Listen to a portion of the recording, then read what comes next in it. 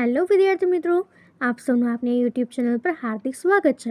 તો આજે હું તમારા માટે લઈને આવી ગઈ છું ધોરણ 9 વિષય કમ્પ્યુટર એનો પાર્ટ 2 કમ્પ્યુટરનો ઇતિહાસ અને તેનો ક્રમિક વિકાસના સ્વાધ્યાયના તમામ પ્રશ્નોના ઉત્તરોની સમજૂતી, તે પણ આપણી કમ્પ્યુટરની નવી બુક પ્રમાણે. તે પહેલાં તમે જો આપણી ચેનલને લાઇક અને સબસ્ક્રાઈબ ન કરી હોય તો તે જરૂરથી કરી દેજો.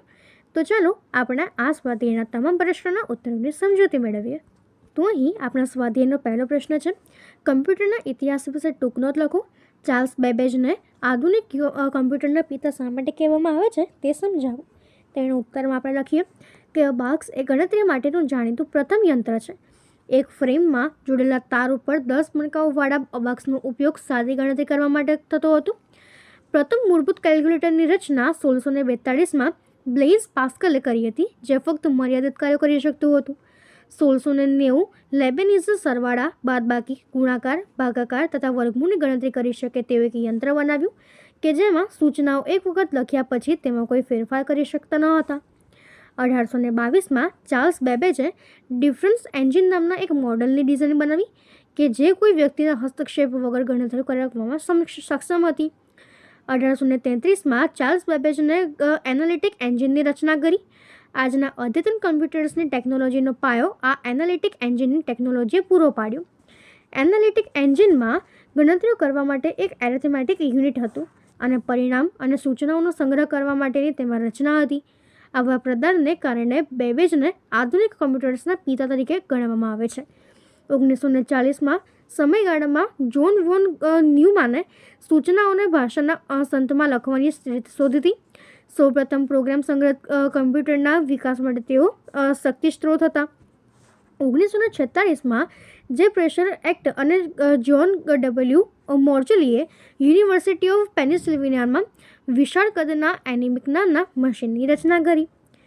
તો હવે એના પછીનો આપણો બીજો પ્રશ્ન છે, પહેલી પેઢીના કમ્પ્યુટરની લાક્ષણિકતાઓ ચર્ચો અને આ કમ્પ્યુટરની મુખ્ય કઈ કઈ ખામીઓ હતી.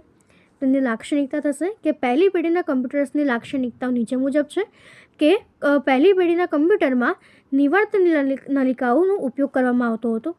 નિવાર્ત નલિકાને કારણે પહેલી પેઢીના કમ્પ્યુટરનું કદ ખૂબ જ વિશાળ હતું. ઇનપુટ તથા આઉટપુટ માટે પંચ કાર્ડનો ઉપયોગ થતો હતો. જેમાં ખામીઓ છે કે પહેલી પેઢીના કમ્પ્યુટરની ખામીઓ તો નિવાર્તન નલિકાને કારણે પુષ્કળ પ્રમાણમાં ઉર્જાનો સ્ત્રોત થતો હતો, એટલે કે ઉપયોગ થતો હતો. ઇનપુટ તથા આઉટપુટ ધીમા હતા. ગરમી તથા જાળવણીની સમસ્યા હતી. પ્રથમ પેઢીના કમ્પ્યુટર્સની ઝડપ ખૂબ ઓછી હતી અને ઓછા કાર્યક્ષમ હતા. નિવાર્ત નલિકાની જિંદગી ઘણી ટૂંકી હોવાથી તેનો વારંવાર બદલવાની જરૂરિયાત રહેતી હતી અને પ્રથમ પેઢીના કમ્પ્યુટર વ્યાપાર માટે બિનઉપયોગી હતા. ત્રીજો પ્રશ્ન છે કે બીજી પેઢીના કમ્પ્યુટર્સની લાક્ષણિકતાઓની ચર્ચા કરો અને કમ્પ્યુટર્સની મુખ્ય કઈ કઈ ખામીઓ હતી. તો બીજી પેઢીના કમ્પ્યુટરના ટ્રાન્ઝિસ્ટરનો ઉપયોગ કરવામાં આવતો હતો. ટ્રાન્ઝિસ્ટરના ઉપયોગથી ગરમીની સમસ્યા ઓછી થઈ અને કમ્પ્યુટરનું કદ પણ ઘટ્યું. કમ્પ્યુટરની કામ કરવાની ઝડપના પ્રમાણમાં વધારો થયો અને તેની સંગ્રહ કરવાની શક્તિમાં પણ સુધારો થયો. બીજી પેઢીના કમ્પ્યુટરમાં યંત્ર ભાષામાં કામ કરવાને બદલે ALGOL તથા ફોર્ટ્રેન જેવા ઉચ્ચ ભાષામાં કામ કરતા હતા. કે જેમાં ખામીઓ છે કે પહેલી પેઢીના કમ્પ્યુટર કરતાં બીજી પેઢીના કમ્પ્યુટરના કદમાં નાના હોવાથી બહુ નાના ન હતા. ઇનપુટ તથા આઉટપુટ સુગમ ન હતા. બીજી પેઢીના કમ્પ્યુટર નાના ધંધાની જરૂરિયાત માટે સંતોષી શકાતા ન હતા. એના પછીનો આપણો ચોથો પ્રશ્ન છે કે મશીન લેંગ્વેજ શું છે. તો મશીન લેંગ્વેજ અર્થાત યંત્ર ભાષા કે જે સંજ્ઞા 0 અને 1 વાળી બે સ્થિતિ ધરાવતી ભાષા છે. તેમાં 2 અંગ હોવાથી તેને દ્વિઅંકી ભાષા એટલે કે બાયનરી લેંગ્વેજ પણ કહેવામાં આવે છે. હવે પાંચમો પ્રશ્ન છે કે એસેમ્બલી લેંગ્વેજ એટલે શું. જવાબ, એસેમ્બલી લેંગ્વેજમાં નામનિક કોડ અથવા તો ચિહ્ન એટલે કે સિમ્બોલનો ઉપયોગ થાય છે. એસેમ્બલી લેંગ્વેજને બીજી પેઢીની કમ્પ્યુટર ભાષામાં ગણવામાં આવે છે. છઠ્ઠો પ્રશ્ન છે, મશીન લેંગ્વેજ અને એસેમ્બલી લેંગ્વેજ સાથે કઈ કઈ તકલીફ જોડાયેલી છે. તો એનો જવાબ થશે કે મશીન લેંગ્વેજમાં ડેટા અને સૂચનાઓ આપવાનું કામ એ 0 અને 1 સંજ્ઞામાં આપવાનું રહેતું હતું, જ્યારે એસેમ્બલી લેંગ્વેજમાં ડેટા અને સૂચનાઓનો ચિહ્ન સ્વરૂપે ઉપયોગ કરવામાં આવતી હતી, જે કાર્ય ઘણું કંટાળો ઉપજાવે તેવું હતું. સાતમો પ્રશ્ન છે કે હાયર લેવલ લેંગ્વેજની વ્યાખ્યા આપો. હાયર લેવલ લેંગ્વેજના 2 ઉદાહરણ આપો. જવાબ કે અંગ્રેજી ભાષાનો એક ભાગ અંગ્રેજીનો સબસેટ અથવા તો અંગ્રેજી ભાષાના કેટલાક શબ્દોનો ઉપયોગ ધરાવતી ભાષાને હાયર લેવલ લેંગ્વેજ કહે છે. અને હાયર લેવલ લેંગ્વેજમાં લખાયેલા પ્રોગ્રામને સ્વયં સંચાલિત રીતે મશીન લેંગ્વેજનું અનુવાદ કરવા માટે વિશિષ્ટ પ્રોગ્રામ વપરાય છે, જેના ઉદાહરણ થશે સી, COBOL અને જાવા વગેરે. તો હવે એના પછીનો આપણો 8મો પ્રશ્ન છે કે ટ્રાન્સલેટર એટલે શું છે, તે કઈ ભાષામાં લખાયેલા હોવા જોઈએ? જવાબ: હાયર લેવલ લેંગ્વેજમાં લખાયેલા પ્રોગ્રામનો સ્વયં સંચાલિત રીતે મશીન લેંગ્વેજમાં અનુવાદ કરવા માટે વપરાતા વિશિષ્ટ પ્રોગ્રામને ટ્રાન્સલેટર કહેવાય છે. ટ્રાન્સલેટર મશીન લેંગ્વેજમાં લખાયેલા હોવા જોઈએ. 9મો પ્રશ્ન છે ચોથી પેઢીની ભાષા શું છે, તેનું એક ઉદાહરણ આપો. તો ચોથી પેઢીની ભાષામાં ફક્ત શું કરવું છે તેનો નિર્દેશ કરીને વિનિયોગ કરવામાં આવે છે. ઉદાહરણ તરીકે સ્ટ્રક્ચર્ડ ક્વેરી લેંગ્વેજ. એના પછી આપણો 10મો પ્રશ્ન છે કે સિસ્ટમ સોફ્ટવેર શું છે? એનો જવાબ કે સિસ્ટમ સોફ્ટવેર કમ્પ્યુટર હાર્ડવેરનું સંચાલન કરે છે. કમ્પ્યુટરનું યોગ્ય રીતે બુટિંગ કરવું એટલે કે ચાલુ કરવું, મેમરીનું સંચાલન કરવું, પ્રિન્ટર તથા અન્ય સ્ત્રોતોનું સંચાલન કરવું વગેરે જેવા મહત્ત્વના કાર્યો સિસ્ટમ સોફ્ટવેર કરે છે. અને આ ઉપરાંત તે કમ્પ્યુટરના હાર્ડવેર અને ધંધાકીય વિનિયોગમાં સોફ્ટવેર વચ્ચે એક સેતુનું કામ કરે છે. એના પછીનો આપણો 11મો પ્રશ્ન છે કે એપ્લિકેશન સોફ્ટવેર શું છે? એપ્લિકેશન સોફ્ટવેર એ કમ્પ્યુટર સૂચનાઓનો એક સેટ પ્રોગ્રામ છે કે જે ઉપયોગકર્તાને કોઈ વિનિયોગને લગતા ચોક્કસ કાર્ય કરવાની સગવડ પૂરી પાડે છે, જેમ કે વર્ડ પ્રોસેસિંગ યુનિટ. 12મો પ્રશ્ન છે એપ્લિકેશન સોફ્ટવેર અને સિસ્ટમ સોફ્ટવેર વચ્ચેનો તફાવત જણાવો. તો એમાં આપણે લખી શકીએ કે એપ્લિકેશન સોફ્ટવેર એ કમ્પ્યુટર સૂચનાઓનો સેટ છે કે જે ઉપયોગકર્તાને કોઈ વિનિયોગને લગતા ચોક્કસ કાર્ય પૂરા કરવાની ક્ષમતા પૂરી પાડે છે, જ્યારે સિસ્ટમ સોફ્ટવેર હાર્ડવેરનું સંચાલન કરે છે અને કોમ્પ્યુટર હાર્ડવેર તેના ધંધાકીય વિનિયોગમાં સોફ્ટવેર વચ્ચે એક સેતુનું કામ કરે છે. કંપનીની પ્રી પ્રિન્ટેડ સ્ટેશનરી ઉપર કંપનીને નક્કી કરેલા માળખા મુજબનું કંપનીનું પગારપત્રક બનાવવું કે જેમાં કાર્યો એપ્લિકેશન સોફ્ટવેર કરે છે, જ્યારે કમ્પ્યુટરનું યોગ્ય રીતે બુટિંગ કરવું, મેમરીનું સંચાલન કરવું, સેકન્ડરી મેમરીમાં પ્રાઇમરી મેમરીમાં ડેટાનો માર્ગ કરવું, પ્રિન્ટર તથા અન્ય સ્ત્રોતોનું સંચાલન વગેરે જેવા કાર્ય માટે સિસ્ટમ સોફ્ટવેર કરે છે. માઇક્રોસોફ્ટ ઓફિસ એમ એપ્લિકેશન સોફ્ટવેરનું ઉદાહરણ છે, જ્યારે ઓપરેટિંગ સિસ્ટમ એ સિસ્ટમ સોફ્ટવેરનું ઉદાહરણ છે. 13મો પ્રશ્ન છે અદ્યતન પ્રચલિત કમ્પ્યુટર વિશે નોંધ લખો. તો અદ્યતન પ્રચલિત કમ્પ્યુટરમાં વિવિધ પ્રકારના કમ્પ્યુટરો જેવા કે digital computer, analog computer, hybrid computer, desktop computer, laptop computer, handheld computer, tablets, wearable computers વગેરેનો સમાવેશ થાય છે. પહેલું, કમ્પ્યુટરને કોઈપણ પેઢીના પ્રોગ્રામની ભાષામાં સૂચનાઓ અપાય, પરંતુ અંતે તો તે અંક 0 અને 1ની શ્રેણીમાં જ રજૂ કરવી પડે છે. આથી તે પ્રકારના કમ્પ્યુટરને ડિજિટલ કમ્પ્યુટર કહેવામાં આવે છે. જે કમ્પ્યુટર અંકોને બદલેલ વોલ્ટેજના કંપ વિસ્તાર એટલે કે કરંટ અથવા તો આવૃત્તિ અથવા તો ફેઝનો સુરેખ મિશ્રણનો ઉપયોગ કરે છે તેને એનાલોગ કમ્પ્યુટર કહેવાય છે. જે કમ્પ્યુટર ડિજિટલ તથા એનાલોગ બંને પ્રકારના ટેકનોલોજીનો ઉપયોગ કરે છે તેને હાઇબ્રિડ કમ્પ્યુટર કહેવાય છે. ડેસ્કટોપ કમ્પ્યુટરમાં સિસ્ટમ બોક્સ સાથે મોનિટર, કીબોર્ડ અને માઉસનો ઉપયોગ થાય છે. તે વાપરવામાં અને કિંમતમાં પરવડે તેવા હોય છે.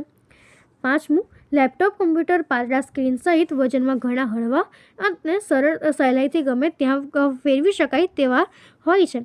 લેપટોપ કમ્પ્યુટર બેટરી પર કાર્ય કરે છે અને તેના નાના કદને કારણે તેને નોટબુક કમ્પ્યુટર પણ કહેવામાં આવે છે. લેપટોપની પાતળી કદમાં નાની તથા ઓછું વજન ધરાવતી આવૃત્તિને અલ્ટ્રાબુક કમ્પ્યુટર કહેવામાં આવે છે. અને હાથમાં રાખી શકાય તેવા કમ્પ્યુટર અથવા તો handheld computer personal digital assistant તરીકે પણ જાણીતા છે, કે જેમાં પેન જેવી સ્ટાઇલિશનો ઉપયોગ થાય છે. તેનો સ્ક્રીન સામાન્ય રીતે ટચ સ્ક્રીન હોય છે. ટચ સ્ક્રીનની સગવડતા ધરાવતા એક મોટા મોબાઈલ ફોનની જેમ ટેબ્લેટ કમ્પ્યુટર એક મોબાઈલ કમ્પ્યુટર છે. તે સામાન્ય રીતે સ્ક્રીન પર વાસ્તવિક કીબોર્ડ, એક નિષ્ક્રિય સ્ટાઇલ પેન અથવા તો ડિજિટલ પેનનો ઉપયોગ કરે છે. 9મું, wearable computer body borne computer તરીકે જાણીતા છે. વેરેબલ કમ્પ્યુટર બંગડી, લટકણિયું, ચશ્મા અને અંગૂઠી જેવા વિવિધ સ્વરૂપમાં ઉપલબ્ધ છે. આવા વેરેબલ કમ્પ્યુટર્સને ઘણી વખત ઉપયોગકર્તાના શરીર અથવા તો મગજના અતિરિક્ત એટલે કે પૂરક ભાગ તરીકે ગણવામાં આવે છે. વેરેબલ કમ્પ્યુટર્સના માનવ શરીર ઉપરાંત રાખવામાં આવતા હોવાથી ઘણા નાના અને વજનમાં હલકા હોય છે અને બંગડી એટલે કે કંગણ, લટકણિયું, ચશ્મા અને અંગૂઠી જેવા સ્વરૂપમાં ઉપલબ્ધ હોય છે. વેરેબલ કમ્પ્યુટર પહેરવાથી ગણતરી કરવાની સિસ્ટમ સતત સંપર્કમાં રહીને ક્રિયાપ્રતિક્રિયા કરવામાં સમર્થ થઈ શકાય છે અને આ કમ્પ્યુટર મલ્ટીટાસ્કિંગ હોવા માટે સમર્થ છે અને તેને ચાલુ બંધ કરવાની પ્રક્રિયા પણ જરૂર ઓછી પડે છે. ઘણી વખતે વેરેબલ કમ્પ્યુટરને ઉપયોગકર્તાના શરીર અથવા તો અન્ય મગજના અતિરિક્ત પૂરક ભાગ તરીકે ગણવામાં આવે છે. એના પછી એક નાની પ્રોગ્રામ ચિપ જેવા ભિન્ન વેરેબલ કમ્પ્યુટર પ્રાણીના હલનચલનની દેખરેખ માટે વપરાય છે કે જે માટે પ્રાણીના કાન જેવા કોઈ અંગ ઉપર અગાઉથી પ્રોગ્રામ કરેલો તથા વજનમાં હલકી માઇક્રોપ્રોસેસર ચિપ જોડી દેવામાં આવે છે. એના પછીનો આપણો 14મો પ્રશ્ન છે, નીચેના શબ્દોની વ્યાખ્યા લખો. જેમાં પહેલો શબ્દ છે ડિજિટલ કમ્પ્યુટરની વ્યાખ્યા. તો એમાં આપણે લખી શકીએ કે કમ્પ્યુટરને કોઈ પણ પેઢીના પ્રોગ્રામની ભાષામાં સૂચનાઓ અપાય, પરંતુ અંતે તો તે અંક 0 અને 1ની શ્રેણીમાં જ રજૂ કરવી પડે છે. આ મશીન લેંગ્વેજનો ઉપયોગ કરતા કમ્પ્યુટરને ડિજિટલ કમ્પ્યુટર કહેવામાં આવે છે. બીજું છે એનાલોગ કમ્પ્યુટર. તો જે કમ્પ્યુટર અંકોને બદલે વોલ્ટેજના વિસ્તાર, કરંટ અથવા તો આવૃત્તિ તથા ફેઝનું સુરેખ મિશ્રણનો ઉપયોગ કરે છે તેને આપણે એનાલોગ કમ્પ્યુટર કહીએ છીએ. હાઇબ્રિડ કમ્પ્યુટર, જે કમ્પ્યુટર ડિજિટલ તથા એનાલોગનો એમ બંને પ્રકારની ટેકનોલોજીનો ઉપયોગ કરે તેને હાઇબ્રિડ કમ્પ્યુટર કહેવાય છે. એના પછી છે નોટબુક કમ્પ્યુટર. તો લેપટોપ કમ્પ્યુટર પાતળા સ્ક્રીન સહિત વજનમાં ઘણા હળવા, સહેલાઈથી ગમે ત્યાં ફેરવી શકાય તેવા એટલે કે સુવાયો હોય છે, જે ડેસ્કટોપના તમામ ઘટકો સ્ક્રીન, કીપેડ, સ્પીકર્સ તથા ટચપેડ એટલે કે માઉસ જેવું કાર્ય કરતું ધરાવે છે. તે બેટરી પર કાર્ય કરે છે અને તેના નાના કદને કારણે તેને નોટબુક કમ્પ્યુટર પર કહેવામાં આવે છે. 5મું છે કે પર્સનલ ડિજિટલ આસિસ્ટન્ટ. તો હેન્ડહેલ્ડ કમ્પ્યુટર હાથમાં રાખી શકે તેવા કમ્પ્યુટર પર્સનલ ડિજિટલ આસિસ્ટન્ટ તરીકે જાણીતા છે. તે લેપટોપની સરખામણીમાં કદમાં નાના અને કોઈપણ જગ્યાએ અત્યંત આસાનીથી લઈ જઈ શકાય તેવા છે. તે પેન જેવી સ્ટાઇલસનો ઉપયોગ કરે છે. તેનો સ્ક્રીન સામાન્ય રીતે ટચ સ્ક્રીન હોય છે. તો એના પછીનો આપણો 15મો પ્રશ્ન છે કે વેરેબલ કમ્પ્યુટર્સ વિશે ટૂંકમાં નોંધ લખો. તો એમાં આપણે લખી શકીએ કે વેરેબલ કમ્પ્યુટર્સ બોડીબોર્ન કમ્પ્યુટર તરીકે જાણીતા છે કે જે કોઈપણ વ્યક્તિ દ્વારા પહેરી શકાય છે અને વેરેબલ કમ્પ્યુટર ગણતરી કરવા માટે અતિ બારીક એકમ છે. તો હવે એના પછીનો આપણો 16મો પ્રશ્ન છે કે આપેલ વિકલ્પોમાંથી યોગ્ય વિકલ્પ પસંદ કરીને જવાબ લખો. જેમાં પહેલો પ્રશ્ન છે કે નીચેનામાંથી કોણ અદ્યતન કમ્પ્યુટરના પિતા તરીકે ઓળખાય છે? Option A Charles Babbage. નીચેનામાંથી ENIACનું સંપૂર્ણ નામ શું છે? તો electric numerical integrator and calculator. ત્રીજો પ્રશ્ન છે નીચેનામાંથી કઈ વસ્તુ વજનમાં ભારે, ઝડપમાં ધીમી અને ગરમી તથા જાળવણીની સમસ્યાઓ ધરાવે છે? Option C vacuum tubes. ચોથો પ્રશ્ન છે કે ત્રીજી પેઢીના કમ્પ્યુટર નીચેનામાંથી કઈ ટેકનોલોજીનો ઉપયોગ કરે છે? તો એનો જવાબ થશે ઓપ્શન બી ઇન્ટિગ્રેટેડ સર્કિટ્સ. 5મો પ્રશ્ન છે નીચેનામાંથી કયા કમ્પ્યુટર અતિ કિંમતી અને 1 સેકન્ડમાં કરોડો સૂચનાઓનો અમલ કરી શકતા હતા? Option A super computers. 6થો પ્રશ્ન છે કે કઈ પ્રોસેસિંગનો ભાષામાં સાંકેતિક કોડ, ન્યુમેરિક કોડ વાપરવામાં આવે છે? Option A assembly. એના પછીનો 7મો પ્રશ્ન છે કે જાવા, સી અને કોબોલ કયા લેવલની ભાષાના ઉદાહરણ છે? તો હાયર લેવલ. નીચેનામાંથી પ્રોસેસિંગ ભાષાની કઈ પેઢીમાં કઈ રીતે કરવું તેના બદલે શું કરવું છે તેનો નિર્દેશ કરીને પ્રોગ્રામની મહેનત ઘટી જાય છે? ઓપ્શન ડી ચોથી. સામાન્ય સમસ્યાનો ઉકેલ લાવવા માટે, ધ્યેય પ્રાપ્ત કરવા માટે પ્રોગ્રામની ભાષાની કઈ પેઢીમાં AI ટેકનોલોજીનો ઉપયોગ કરવામાં આવ્યો છે? ઓપ્શન ડી 5મી. ઓપરેટિંગ સિસ્ટમ એ કયા પ્રકારનું સોફ્ટવેરનું ઉદાહરણ છે? Option B system. પગારપત્રકનો વિનિયોગ કયા પ્રકારનું સોફ્ટવેર છે? Option A application. એના પછીનો 12મો આપણો પ્રશ્ન છે કે નીચેનામાંથી કયું સોફ્ટવેર હાર્ડવેર સંચાલન કરે છે અને ધંધાકીય વિનિયોગ માટે કમ્પ્યુટર, હાર્ડવેર અને સોફ્ટવેર વચ્ચે એક સેતુનું કામ કરે છે? Option B system. જે કમ્પ્યુટર દ્વિઅંકી પદ્ધતિમાં અંક 0 અને 1 ઉપર કાર્ય કરે છે તેને શું કહેવાય છે? તેને ડિજિટલ કહેવાય છે. જે કમ્પ્યુટર અંકોને બદલે વોલ્ટેજના કંપ વિસ્તાર નો ઉપયોગ કરતા હોય તેને તમે શું કહી શકો? તો એને આપણે એનાલોગ કહી શકીએ. નીચેનામાંથી શાને હેન્ડહેલ્ડ કમ્પ્યુટર તરીકે ઓળખવામાં આવે છે? Option B personal digital assistant PDAS. તો અહીં આપણા સ્વાધ્યાયના તમામ પ્રશ્નો પૂર્ણ થાય છે. જો તમને આમાં કોઈ પણ ડાઉટ હોય તો તમે કોમેન્ટ સેક્શનમાં જરૂરથી જણાવી શકો છો અને આપની ચેનલને લાઇક અને સબસ્ક્રાઈબ જરૂરથી કરી દેજો. Thank you.